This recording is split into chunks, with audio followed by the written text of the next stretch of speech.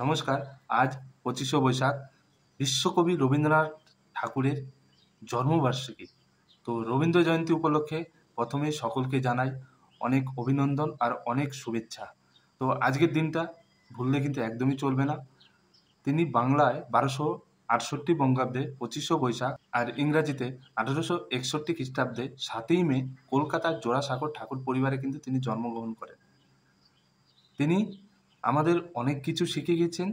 তিনি ছিলেন প্রাণের কবি, প্রকৃতির কবি, গানের কবি, গল্পকার, লেখক, সাহিত্যিক, উপন্যাস, এছাড়াও আরও কত কী যে ছিলেন আমাদের ভাবার বাইরে। তিনি আমাদের জীবনে অনেক কিছু শিখে গেছেন, আমরা অনেক কিছু শিখেছি। তার কথা কোনো দিন ভুললে হবে না। আজকের দিনটা আপনারা যারা বাড়িতে আছেন অবশ্যই রবীন্দ্র জয়ন্তী পালন করুন। তার কথা কমসে কম 1 ঘন্টা ভাবুন তিনি জীবনে কী কী করে গেছেন, তাকে কিন্তু ভুললে হবে না। তিনি আমাদের ভারতে যে জাতীয় সঙ্গীত, যেটা আমরা কোনো অনুষ্ঠানে কিংবা স্কুলে এছাড়া আমরাও কিন্তু গেয়ে থাকি, জনগণ মন অধিনায়ক জয় হে। আমাদের যে ডিফেন্সের কথা বলি, সকাল থেকে সন্ধ্যাবেলায় কিন্তু বন্দে মাতরম থেকে শুরু করে আর বিকেলের শেষে আমরা কিন্তু ভারতের জাতীয় সঙ্গীত গেয়ে থাকি। এছাড়াও তিনি বাংলাদেশের জাতীয় সঙ্গীত কিন্তু গেয়েছিলেন, আমার সোনার বাংলা আমি তোমাকে ভালোবাসি।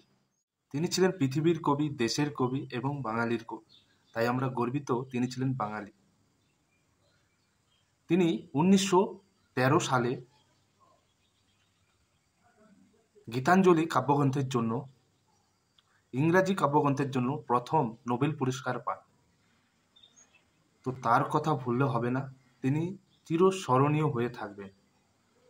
এছাড়াও তিনি বলেছিলেন, যদি তোমার ডাক শুনে কেউ না আসে তাহলে একলা চলো রে। তার মানে কি? তার মানে হলো, তুমি জীবনে লড়াই করছো, তোমার সাথ কেউ দিচ্ছে না, তাহলে তুমি কি করবে? তাহলে তোমাকে একাই চলতে হবে। তুমি পৃথিবীতে একাই এসছো, একাই তোমার লড়তে হবে জীবনের সাথে। তুমি জীবনের সাথে একাই তোমাকে লড়ে যেতে হবে। তার যে কথাগুলো আমাদের একটা জোশ তৈরি করে, তো তাকে ভুললে হবে না।